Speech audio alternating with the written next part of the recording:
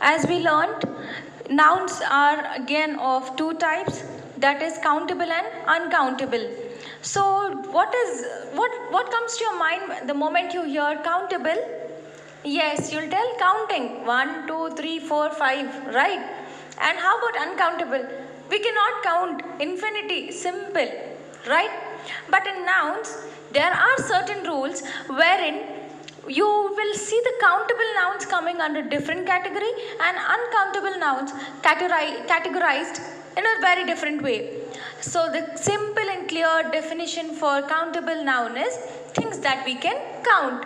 For example, there is one apple, then there are 2 apples, 3 apples, and so on. So what is the change you're seeing when I'm giving you the examples? Yes, I told first that 1 apple, then 2 apples. So you can see that noun number is getting changed. It's changing from singular to plural.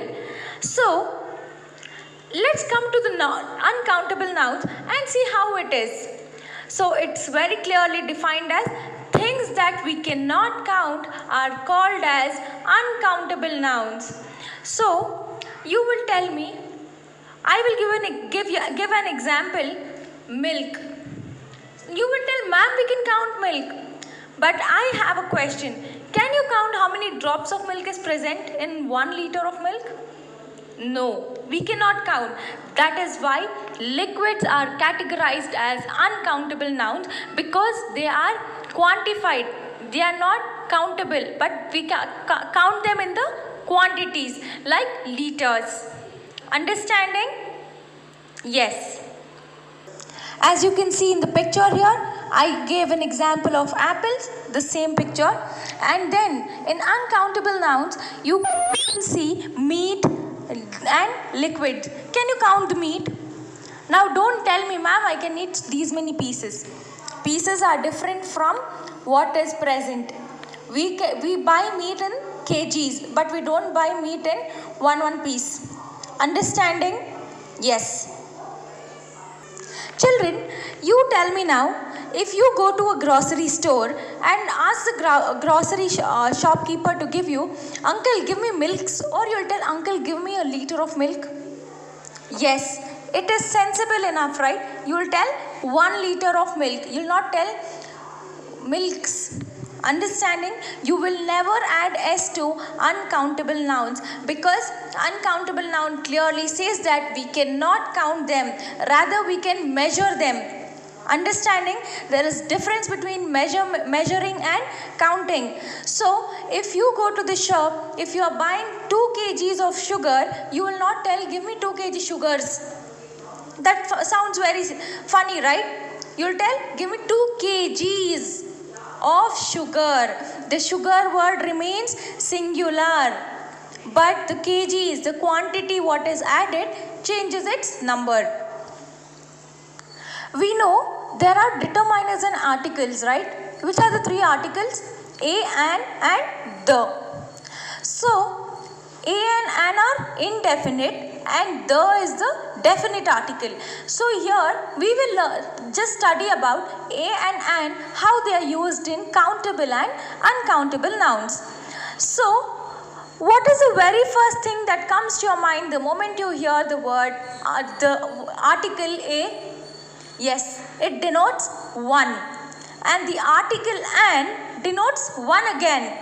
But the difference between a and an is, a can be used for representing any consonants, but when it comes to vowels, there are 5 vowels, and those 5 vowels are a, e, I, o and u. But when you're coming across these vowels, you have to use the article called as an. Understanding? And always remember, whenever you're telling honest, but the word honest begins with the letter H. But when you're pronouncing, you'll begin with the sound of the vowel, and that is O. That is why you called it as an honest person. Understanding? So in countable nouns, they always begin with a or an, and countable nouns have singular and plural forms. For example, apple, apples, an apple, 3 apples. Understanding? And if you have to ask the quantity of countable nouns, you use the expression how many.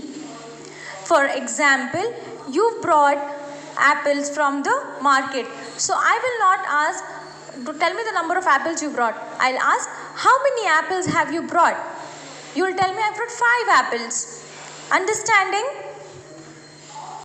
For example, I have another example for you. I will ask you, how many houses do you have? If you have one house, you will use the article A and you will tell us, I have a house. Or you will tell, I own a house. The word a shows that it is a singular noun. And example, if you have a dog as a pet at home, and I do not know how many dogs you have, so I'll just ask, how many dogs do you have? If you have 2, you'll tell I have 2 dogs, 3 dogs. If not, I have a dog. Understanding? And moreover, if you want to ask anything which is countable, like charts, pencils, pens, books, you can ask how many books. You can use the expression how many, and you can even ask them, specify the word book, books, pen, pens, pencils, pencil, rose, roses. Understanding? Good. For uncountable nouns, which is the expression you use to ask uncountable noun? Confused, right? Because in countable nouns we studied that they have singulars and plurals.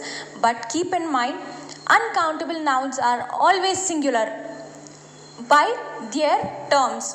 For example, if it is sugar, it will remain sugar only even if you are buying in n number of kgs.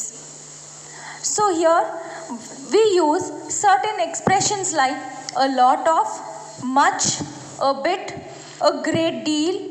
Then we use certain quantities like 1 kg, 1 liter, etc. And which is the expression you use to ask them what is the quantity of thing you've brought? It is how much. In the countable it is how many. In uncountable it is how much. So always keep in mind, if you are asking a piece of information from somebody, you will never tell how much of information you have. You'll tell how much of information have you gathered.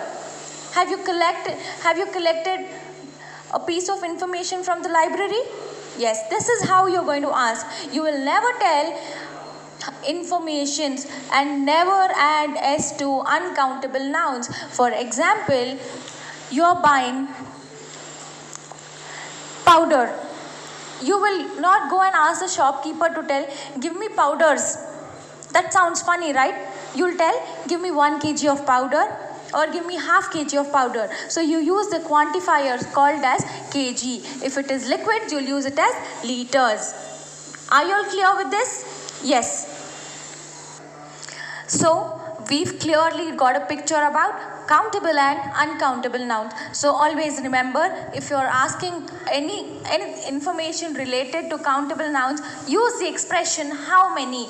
And when you're asking any queries related to uncountable nouns, use the expression how much. For example, if I have to ask you all, how many girls are present in this class? You will give me the number of girls. For example, there are 38 girls, you'll tell there are 38 girls present in the class. And if I have to ask you all, how much of information have you collected from your books when it was assigned to do? What will you tell me? You'll tell I've collected a piece of information, or you'll conclude telling I've collected a lot of information on the given topic. Understood? Good. Thank you so much.